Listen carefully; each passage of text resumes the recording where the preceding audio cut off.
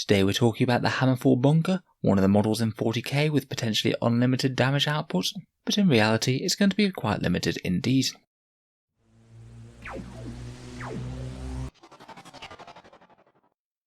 Hello and welcome back to Auspex Tactics, the strategy focused 40k channel where we're all about getting the most out of our miniatures on the tabletop. In today's video we're going over the Hammerfall bunker, the new StarCraft-esque fortification for Space Marines in 40k, talking over its datasheet, any obvious rules, combos and synergies for it, and how I think about using one in-game if I had to. In the background, these bunkers are fired from battle barges much in the same way as drop pods, but carrying a very different payload. Once the bunker is planet-side, it is basically an immobile fortification, packing incredibly heavy armament, a large magazine of ammunition, and automated servitor crew hardwired into the machine. They are often deployed alongside Space Marine ground assaults to establish beachheads and secure drop sites for landing more heavy equipment, but can also be deployed in sacrificial rearguard applications, or dropping behind an enemy battle line to cause havoc. In any case, let's see what these guys can do in-game.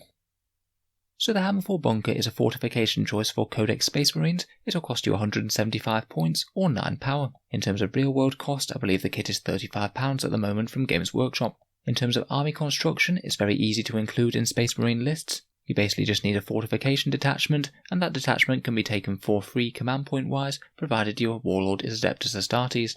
Despite the fluff and the way it looks, I was really quite surprised to find in the Space Marine Codex that this doesn't have any form of deep strike rules. The Hammerfall drop turret basically has to be set up within your own deployment zone, and you can't just deep strike it onto the battlefield mid-game. Because it is a fortification, it interacts somewhat problematically with terrain features. In an FAQ to the main rulebook, we now can't set up fortifications anywhere that's within 3 inches of terrain features on the board unless they are hills. In the slightly more terrain-dense world of 9th edition, this could actually be really quite a problem and could really limit where you're able to deploy it unless your opponent's happy with you moving the terrain around to accommodate the thing. It could be a problematic limitation in a more competitive event with some more fixed or dense terrain. In terms of its stat line, of course it doesn't move, and as a fortification it doesn't have a weapon skill or attacks profile. It won't be able to attack you in close combat. It has a ballistic skill of 4+ with that servitor crew, strength 6, toughness 8, 14 wounds, leadership 7 and a 3+ save.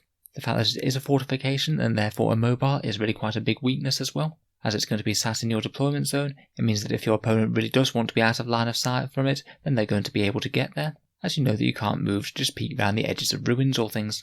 It also means that if you tap it in close combat, then it can't fall back, and unlike some other fortifications, there's no special rules for you being able to shoot models during base contact with it, or for it to be able to shoot out of close combat. It could potentially be very problematic if your opponent reaches your lines and manages to tag this in close combat. It means that your army isn't going to be able to shoot at them.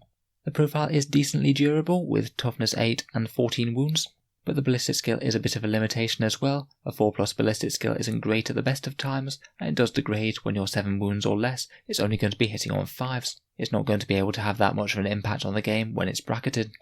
As a fortification, it can't secure objectives either, so whether this thing is going to be worth it or not really is going to depend on its war gear and how much damage it can do.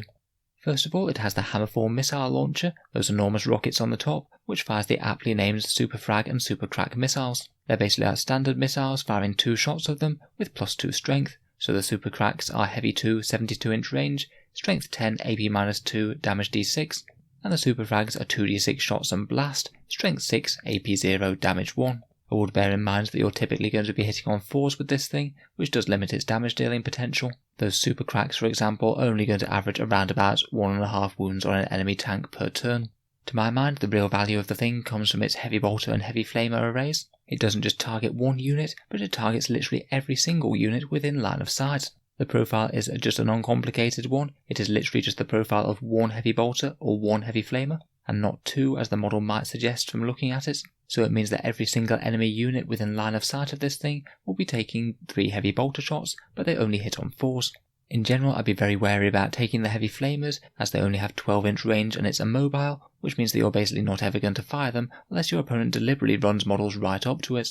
I'm not saying it's entirely useless for sitting next to an objective. You could deter enemy units from coming there, but honestly I think that the heavy bolters are far more likely to make an impact, and on slightly more terrain sparse boards they might be able to hit several units per turn. The value of this rule is really going to depend on the terrain that you're playing on and also the enemy army that you're playing. If you're playing on quite a dense terrain board with limited line of sight, then it's really not going to be all that good. If you can only see 3 or 4 enemy units and you're hitting on 4s, then you're really not going to do all that much damage, and I don't think that you're justifying the massive 175 point price tag. If you are playing on a bit more of a terrain sparse board though, and maybe you're playing a really big game with lots of points on both sides, or your opponent has taken absolutely tons of multiple small unit infantry, then this thing could genuinely come into its own and deal some fairly decent damage, even if it is scattered over lots of different enemy units. Something like a guard horde with tons of infantry squads really wouldn't like this thing if it's going to be sitting around with line of sight to multiple objectives or something. Now I think for me this rule sounds a little bit better than it actually is. Realistically, you're only getting 1 or 2 heavy bolter hits on each unit for each time it fires, which frankly isn't going to amount to very much against the vast majority of targets, and you'll steadily have less units to shoot at as the enemy's army gets whittled down over the course of the game. Honestly, I think its psychological impact might be even greater than the actual damage dealing it can do. If it does make your opponent second guess and tries to hide out of line of sight of it for fear of taking just a few heavy bolter shots, then that might actually be doing its job. Finally, probably due to all that ammo that's inside it, this thing can go up with a really big bang. If it does roll a 6 on its explode result when it's taken down, then it does have a big D6 explosion. Not going to come up most of the time, but when it does, it's probably not the best thing to have blowing up in the middle of your army. You don't really want your troops swarming all over it.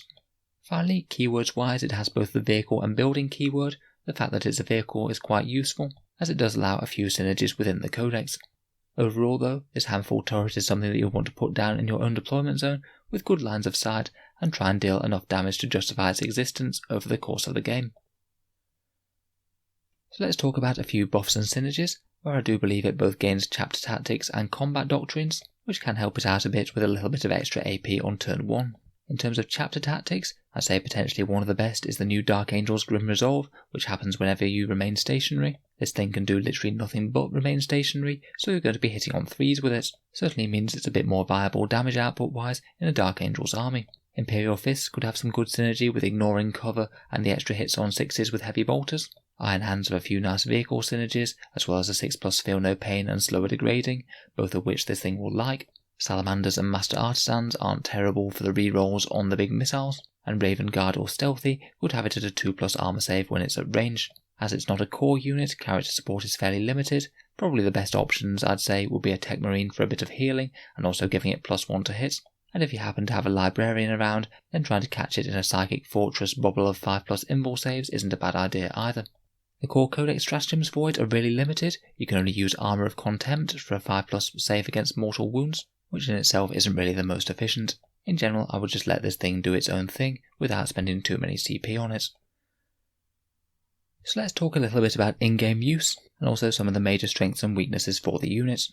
In terms of strengths, really it has to justify itself with firepower, and it can potentially have a decent amount of firepower if you're firing absolutely tons of multiple small unit infantry. It's also got above average durability with a lot of wounds and toughness 8. However, there are quite a lot of drawbacks to having an immobile fortification. You might have trouble deploying it where you want to, lines of sight might be hard to come by, its ballistic skill is low and degrades very punishingly, you can't focus fire with it, so any damage output is going to be really scattergun over the course of the whole enemy army rather than just on one unit, and then if the enemy reaches it then it can't fall back, though I suspect that if you absolutely needed to, you could use that desperate breakout stratagem, and when it fails to fall back without a move characteristic, it would be automatically destroyed. Not exactly what you want though, as for 175 point units. In game, you'd want to try and find the best possible line of sight, and to be at least fairly far forward towards the enemy, but really well screened to stop enemy units tagging it in combat. After that, besides pointing the missile launchers at the nearest heavy target, you don't really have any decisions that you can make for this. It's just going to sit there and spit out heavy bolters at whatever you can see. I'd perhaps be tempted to keep a countercharge unit nearby, just in case someone does try and lock it up. And to be honest, it could be quite good fun just to watch the opponent's reaction. It could certainly have some psychological impacts to know that all of your units get hit if you put them in line of sight of this thing, even if they don't get hit very hard at all. In general, I think that the unit is interesting, but I don't think it's likely to be one of the most competitive units in the new Space Marine army. I'm sure in some games where your opponent doesn't bother hiding, it could actually do quite well, but you're completely at the mercy of your opponent and the terrain as to whether or not that's going to happen. And there are quite a lot of disadvantages and drawbacks that you have to overcome before you get out that reliable heavy bolter damage. Even just having the ability to deep strike could have made this thing quite a lot more powerful, because then at least you could have been pretty guaranteed to drop it somewhere with decent lines of sight halfway through the game. So let me know what you think of the Hammerfall bunker. Have I been a little bit harsh on it in the review, or do you think that it could have some good use? If you've enjoyed the discussion, then feel free to subscribe to Auspex Tactics, where we'll certainly be keeping these unit reviews coming for the Space Marine Codex over the next few weeks. If you've been watching quite a lot of my videos and would like to help support the channel, I'd just like to mention that the channel has a Patreon page which you can find down in the video description below. Making all the tactics content does take quite a bit of time, so if you are watching a lot then any support is massively appreciated. Channel Patreons get to see a video early each week, there's regular votes to see what sort of things come next on the channel, and you also get automatic entry into the regular prize draw with a chance to win some big model kits. If any of that sounds good to you, or you'd just like to help support, then the link is down in the video description. In any case, a massive thank you for listening, and I'll hope to see you guys next time.